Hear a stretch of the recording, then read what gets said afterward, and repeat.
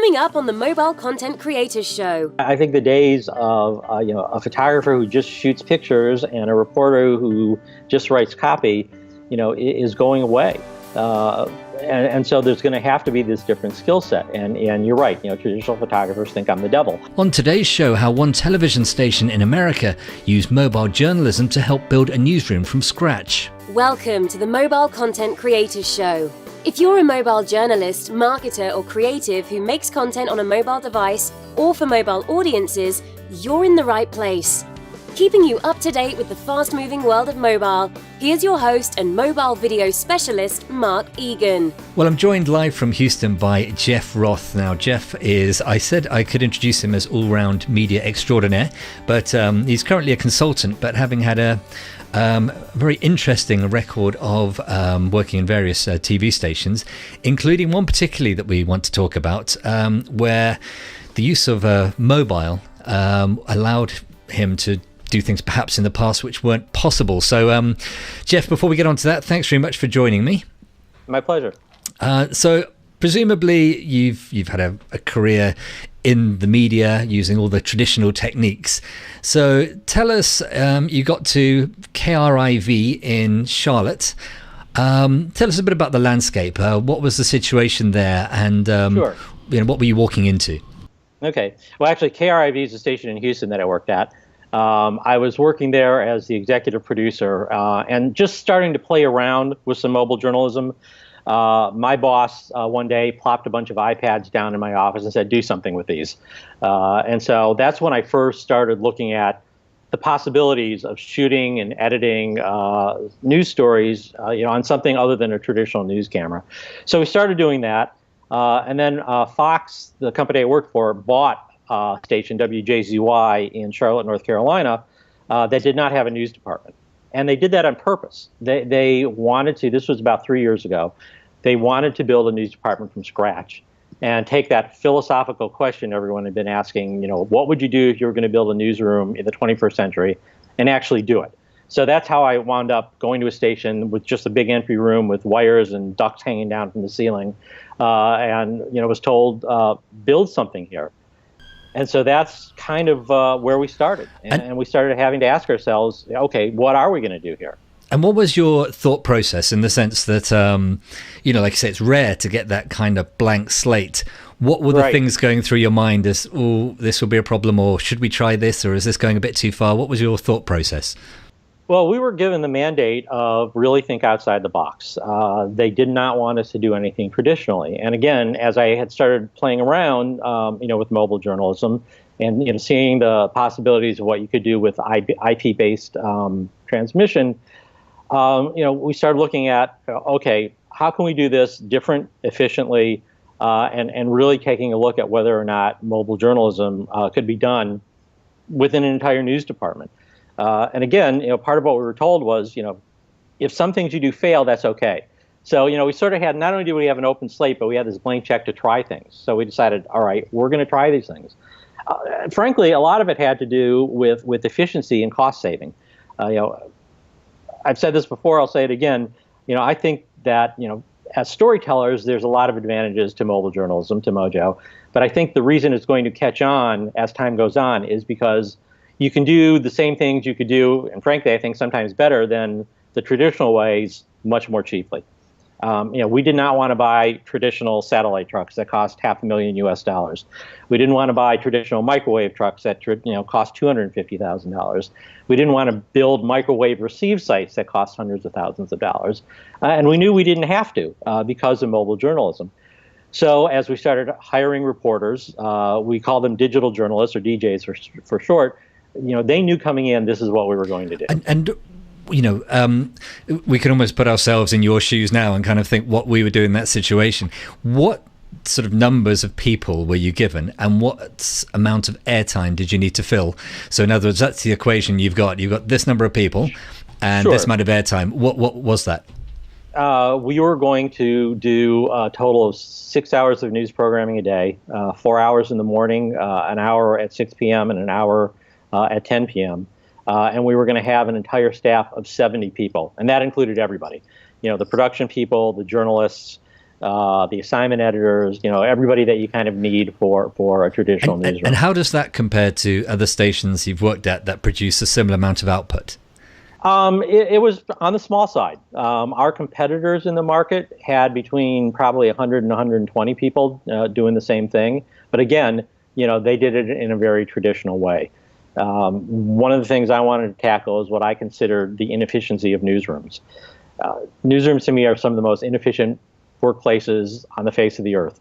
The whole point of a newsroom is to go out, gather information, find out what's going on, and inform people and tell stories.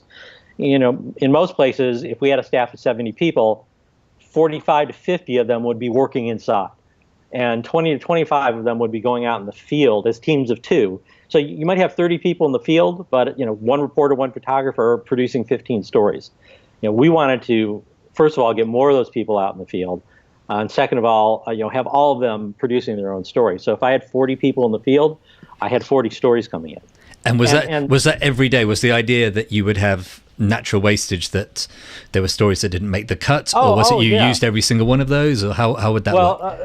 Again, part of our mandate was that we weren't just about television. We, again, being a 21st century news organization, we wanted to distribute our material over the airwaves, but also on a website, on social media. And so, yes, there were stories that were done that never made the TV newscast, but they still got distributed, on different platforms. And there would be some days where reporters would go out knowing, all right, I may be going to cover, a trial, and all I'm going to do is I'm going to live tweet the trial while I'm there, on our Twitter page, and I'm going to do a story that's going to go on our website, and maybe a 15-second video clip that'll go in our newscast. So part of our different way of thinking about stuff was we're not just doing stuff for television. And it was interesting because my executive producer, the guy I hired when we first started out, was going, how am I going to fill my newscasts? And after we got going, he was saying, I have too much stuff. What do I leave out? That's a dream scenario, that is. And how did it work? I mean, what equipment did you give to them? And you said you wanted people out of the office. Yes. I would think most news editors would be in a flat panic if they looked around their newsroom and saw very few people in. In fact, I do wonder sometimes if there was a power cut in many news organizations, would journalists know how to walk out on the street and find a story anymore? But anyway, that's another podcast all in itself. But how many people were deployed out and about, and what equipment did you give them? We had, probably of the 70 people we had, 45 on any given day, 45 to 50 of them were out in the field doing stuff, as opposed to, most of them being inside. Part of what we did was we created what I call the decentralized newsroom. Some reporters, or DJs as we call them, worked at the station. Many of them lived in the communities they were covering around the central core of Charlotte. There were a lot of communities in our broadcast area that were sort of out in the hinterlands. And the other stations in town, would very rarely go out and cover those communities. Or if they did, it would be because there was some sensational crime that happened. I had DJs who were working out of their homes, living in the communities that they covered. Working on their own. Our editorial meetings in the morning, half the people on the editorial meeting were on a conference call coming off a speakerphone because they were calling in from their homes, which is where they worked out of. Not only did it allow the reporters to really cover their communities more deeply because they lived in those communities, but again, it attacked this efficiency issue, where they weren't spending an hour driving into the station, another hour driving out to the story they were covering, another hour driving back to the station to put their story together. Half their day was being wasted just traveling. And so they had much more time to actually work on the stories that they were doing. They were all equipped with a Mojo kit that was, at the time, was based on an iPhone 5S. They've since upgraded. And then most of them also had a small JVC 650 camera, for situations. The one thing about, Mojo that we've learned is that, there are certain situations where, trying to use an iPhone to cover a press conference, to cover a sporting event, those kinds of things are a little tougher to do with iPhones. So they also had these, bigger cameras. I mean, bigger in the sense, they weighed like 4 pounds. Yeah. But still, you could still stick them in a big backpack. And carry them around. And you got to be careful that you don't go from being, dogmatic about cameras, big cameras, to being dogmatic the other way. Yeah. No, yeah. I mean, there was no dogma. It was kind of use the equipment that made sense for the story that you were doing. And so if they shot on their iPhone, they could edit on their iPhone and send stuff in. They also each had a HP laptop computer that had an editing system on it. So if they shot on their JV650, or if they wanted to do a little more fancy editing with what they had done on their iPhone, they could download everything to their laptop. And again, still, send it into the station. We used a company called Bit Central for our video management system. They have this incredible remote contribution portal that's web-based, where whether it's on your laptop or on your iPhone, you can easily send raw video straight back into the central server. If you've edited a story and it's due on the air in 5 minutes, you can actually call up the newscast rundown and attach your story straight to the rundown, so it pops up in the control room and the producer can put it right on the air without it having to go through any other process. It was a really, really good system, and it worked well for us. And the people that you had working for you, were these veterans of other channels, and you had to persuade them that actually using a phone sometimes is a worthwhile solution? Or was it a complete blank slate and you said, do this in a different style to what you've seen before? It was a mixture of people. Everybody coming in knew what we were going to be doing, so there was no resistance to it. Some of them, had worked in more traditional television stations. Some of them were, very bright young people straight out of college. And a couple of them were newspaper reporters who, seemed to be tech savvy. I truly believe it's easier to teach people how to use the equipment than it is to teach them how to be a good journalist. And some of the newspaper reporters, especially for these bureaus we had in the outlying areas, there were some community newspapers in those towns. And in a couple of those places, I hired someone who had already been living in that town, who already knew the players, knew the issues, and we taught them how to do TV. And that worked out pretty well. It wasn't that tough for them to figure out, how to shoot and edit stories on their iPhones. And they already were tapped into the community, so they could do the kinds of stories that people weren't seeing on our competitors' airwaves. And when you first got up and running, first of all, what were the kind of problems that you faced? And secondly, was there a moment when you thought, you know what, this is actually going to work? Well, they're the general problems of a startup. We had technical issues in the beginning that we had to iron out. No matter how much you practice, when you actually start doing it, we learned there were certain areas where Wi-Fi connection didn't quite work as well as we thought, and it would take an hour to feed in a 2-minute piece. We wound up buying what's known as a KA truck. It's a KU truck is a traditional satellite truck that sends a signal up to a satellite and it bounces back down. A KA truck uses a different bandwidth, and essentially what it does, it gives you a satellite internet connection in areas where there's poor Wi-Fi. So that was one lesson we learned, was that this doesn't work well everywhere all the time. We also learned when we were trying to cover a big event where there were 50,000 people using their cell phones, bandwidth would go away very quickly. And so we needed the KA truck in those situations. So, there were mistakes that were made and things that, could have gone a little smoother. But, after a couple of months, we were all sitting there going, you know what, this is working. It really is. And I kind of in my heart knew it was going to work. I think what really resonated with the corporate folks in New York when they decided they were going to give me the shot at this thing in Charlotte was when we'd been doing this thing in Houston with the iPads. Houston gets these really intense summer thunderstorms that just kind of pop up out of nowhere, and everybody scrambles to go cover them. Well, one morning these thunderstorms popped out of nowhere. There was lightning and hail and horrible winds and rain. And all of our competitors went on the air. We went on the air. The other guys had their microwave trucks out, couldn't go live because they had to put their masks down because of all the lightning. We had, and so they were just, having people on the telephone and their weather guys in front of their chroma walls.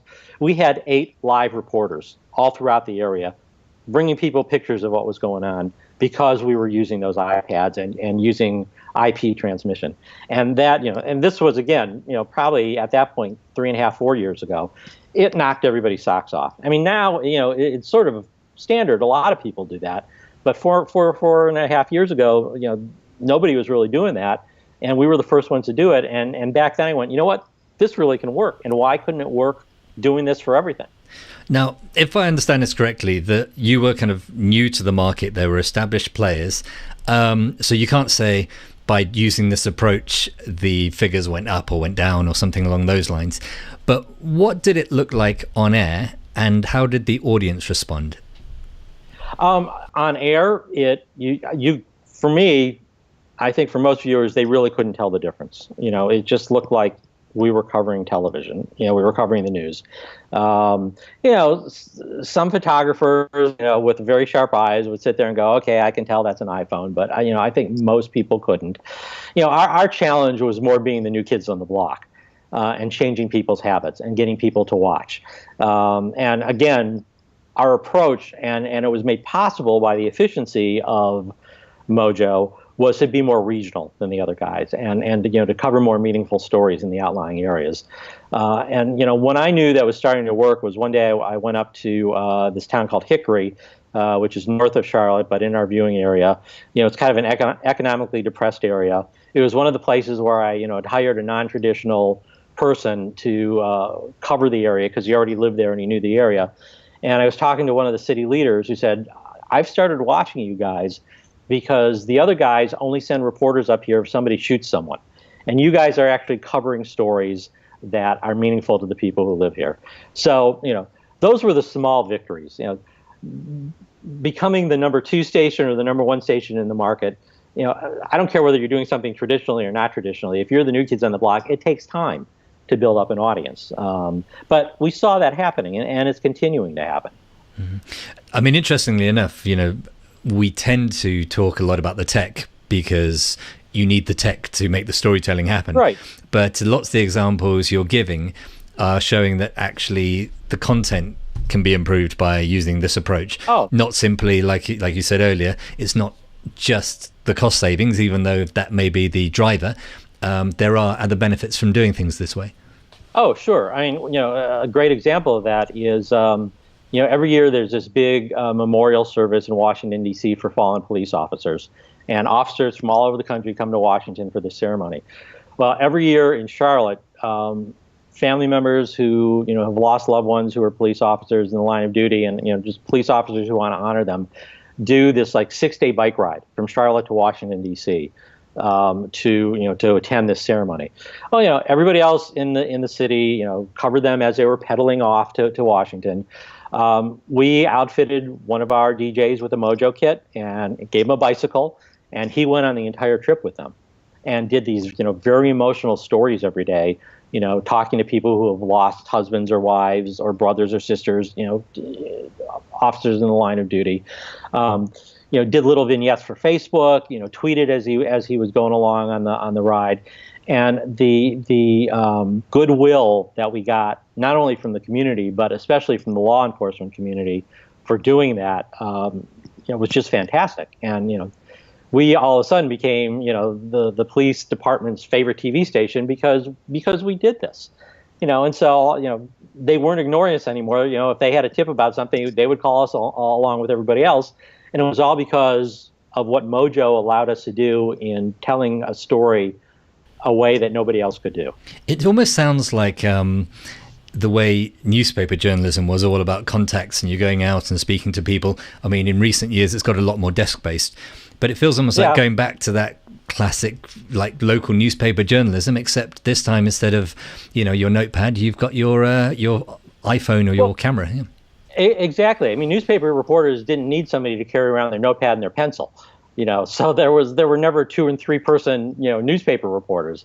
And mobile journalism has given that freedom to the world of video, where you can do your job and do it really well.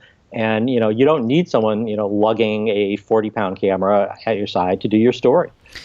Well, let's tackle that exact point because, you call them photographers over there, here sort of more camera crews, I guess. Now, many of them will feel very threatened by what you were doing and will probably think you are, you seem like a nice chap. They probably wouldn't agree with me. They're saying, look, it's all about standards and, standing out from what the public are doing, and we've got to hit the highest professional standards, and then people are running around shooting on their iPhones, and they're undermining the profession. That's the charge. What's your response to that? My response to that is that I think the future of this business is going to require a different skill set. I think there are lots of good video journalists out there who can do it all. And again, I see that. I see reporters who are mobile journalists who shoot extremely compelling stories and shoot very visual stories. And on the flip side of that, I think there are a lot of what are traditionally over here called photographers who are good photojournalists. I mean, even if they don't want their face in front of the camera or think their voice is horrible, a really good photo essay or natural sound story can very often tell a story just as well as some journalists blabbing all the time. And there are really good people that do that as well. I think the days of a photographer who just shoots pictures and a reporter who just writes copy, is going away. And so there's going to have to be this different skill set. And you're right. Traditional photographers think I'm the devil, but it's sort of the way of the world. But the thing is, what I've seen is it's not degrading stuff. It's people having to sort of hone new skills. And it's it still is different than there are all these citizen journalist organizations now like Fresco and Verify and things like that. Well, maybe Verify is a little bit different, but here in the States now there's this company called Fresco that's trying to get your everyday person to go shoot some video and send it in, and a TV station will pay them. 90% of that is what we call spot news. fires, auto accidents, those kinds of things. You don't need a degree in journalism to shoot video of a house burning down. But to do real journalism, you need a journalist who knows how to gather information, interpret it, write a good, compelling story that people can understand. So if they do that and shoot the video on their own as well, that's just the way it is. And of course, the point I make to people as well is, think about the young people coming into the industry. They've been shooting video on their phones or whatever since they, exactly. They could walk. So that they're going to come in and try telling them that they shouldn't, pick up a camera. The other thing I think, and I don't know if this was tried at all, is underused, is when you have journalists who can shoot, or camera people who have got a good sort of idea for journalism. Actually sometimes working together and flipping depending on the need. So if they need to do a stand-up piece to camera, then you be the reporter, I be the camera person. Then maybe you split up, do interviews, perhaps produce two different pieces or work together, and that flexibility to throw whatever the resources are rather than people being just one thing. Oh, and we did do that. And we did actually have a couple of what we traditionally called staff photographers on staff. For special situations, or, one of the issues that keeps coming up is safety. It's like, traditionally, if it's a two-person crew going into a dangerous area to cover a story, there's safety in numbers. Well, one of our primary rules was, if you felt like you needed someone to go with you to help you do this story for safety measures, we were going to do that. I actually went out, I had one reporter who wanted to go out and do a story about this group called the Night Crawlers. It was a group of street ministers and some other folks who went through these very dangerous drug neighborhoods in a bad part of town, basically preaching on the streets in the middle of the night on Saturday nights. And she wanted to go do a story on it, but she felt a little uncomfortable going by herself. So I actually went along with her, and between the two of us, we shot an incredible story. So yeah, I mean, there's no hard and fast rules. There's a lot of flexibility to what you can do. All right, so pulling all this together then, you've built this newsroom from the ground up. It's, if you walk into it, I've seen pictures, it's not lots of fixed computers. It's literally people have got their mobile devices and they can open their laptop or their phone or whatever it is, make their piece. If you were to sum up how it went, and I know it's still going, how would you sum it up? I would sum it up by saying that it's an experiment that worked. It's still a work in progress. I am no longer there, and from what people have told me about the place, there's been a little bit of backslide of doing things a little more traditionally. You need a champion for this for it to keep going. But the basic concept of the mobile journalist and the digital journalist is still intact there. They haven't given up on it, and if I had to say where it's at right now, I'd say it's on the path to success. Okay. And if so, what does that mean? If people at Fox or other news organizations are looking at that, does that mean that this is possibly the one of many, or was this a little fun experiment and that's it? I think it's going to, in the short run, lead to hybrid organizations. And again, when I left Charlotte, I came back to Houston with the mandate of, taking what we'd done in Charlotte and trying to inject that into a more traditional newsroom. And so instead of building a culture, I was trying to change a culture. And that was tougher. But it is happening. This is a much bigger television news market. People tend to be older, more experienced. But we've opened up 2 bureaus of people working out of their homes on their own, just like we had done in Charlotte. Almost all of their reporters can now shoot and edit with small cameras and with iPhones. And they don't do it every day, but on any given day, probably a third of the staff is doing Mojo. Again, I think as time goes on, as Mojo equipment gets better and better, as the efficiencies are seen by the accountants, you're going to see more of a complete transition of this in more newsrooms.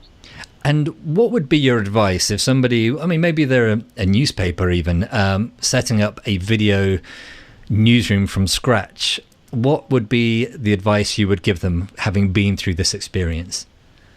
Hire people who are open-minded, who are not set in their ways, train them well from the beginning, and encourage them every time they do something innovative. That goes a really long way. And it's interesting that you pointed out that you mentioned newspapers.